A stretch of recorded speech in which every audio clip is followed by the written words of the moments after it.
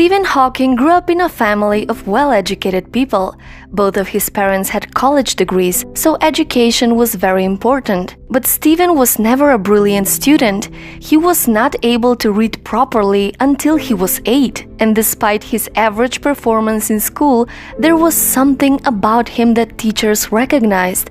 They knew there was a hidden genius deep inside. He was never very interested in school. He was more fascinated in what was happening outside and spent most of his time inventing new things. While in school, Stephen was nicknamed Einstein. When Stephen was 17, he went to Oxford University to study physics and chemistry, and believe it or not, while at university, Stephen was incredibly lazy and had barely worked for an hour a day. He found his first year very boring. I'm not proud of this, I'm just describing my attitude at the time, which I shared with most fellow students: boredom and feeling nothing was worth making an effort for. After graduating from Oxford University, he went to Cambridge to further his studies in cosmology. But soon, Stephen started having some strange physical symptoms. His speech started to be slurred, he was clumsy, he would often trip and fall, and at first he wasn't paying much attention. But his condition was getting worse rapidly. In the meantime, he met his future wife Jane. But after making a series of tests, it was diagnosed that he was in the early stages of amyotrophic lateral sclerosis. The part of his brain responsible for muscle control was shutting down. This disease gradually paralyzes people, and over time they struggle to walk, talk, swallow, and even breathe without help. And Stephen had only 2 years left to live. When the doctors told him he didn't have much time left, at only 21, something shifted inside of him.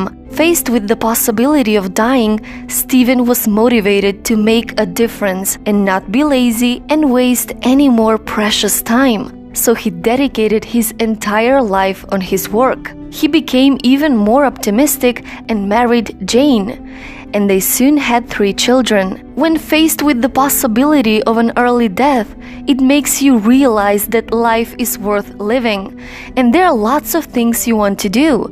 It is a waste of time to be angry about my disability. One has to get on with life, and I haven't done badly. People won't have time for you if you're always angry or complaining.